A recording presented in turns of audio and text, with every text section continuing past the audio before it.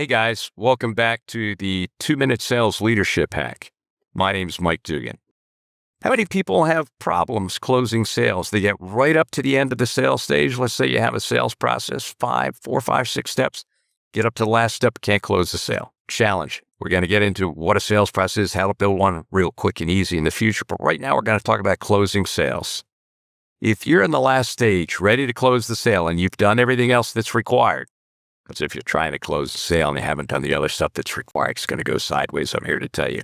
But if you've taken all the steps and now you're at the step we call closing, and the prospect is still not closing, and he or she is saying, I need to think about it, we need to do this, we need to do that, I got to go back to somebody, stop them in their tracks in a very nice, cordial, professional way and say, Mike, let me interrupt you for a moment. Let me just reset the table to gauge your interest in the services that I'm selling. And so tell me this, Mike, on a scale of 1 to 10, with 10 being, hey, I'm ready to move right now. I love the product and service. And 0 being, I don't really like it too much. On a scale of 1 to 10, how interested are you in my product or service? Most people will tell you 8. Some people may say 7, but most people are going to tell you 8 if they like you, 7 if they don't. And your only job at that point is say, thank you, Mike. Can you tell me what you like about it? 7's a pretty good score. 8, if that's an 8, is a pretty good score.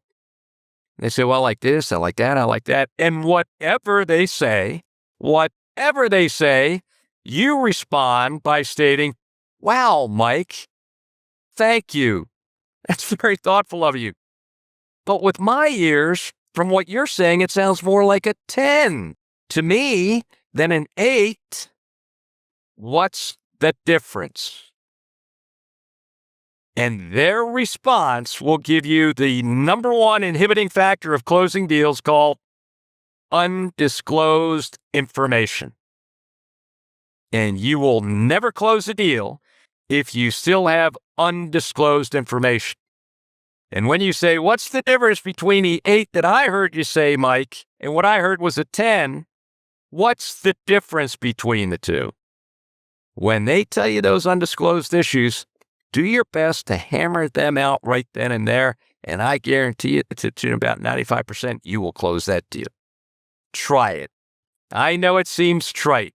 I know it sounds kindergarten, elementary school. I use it in my own consulting practice, and it works like a charm. And I get to teach it to those I coach because their leaders come in and say, Mike used this on me to close the deal. It worked on me, so we're going to use it on our customer. Guys, that's the part 3 of a 3-part series. Thanks for tuning in. Therefore, it's time to say good selling.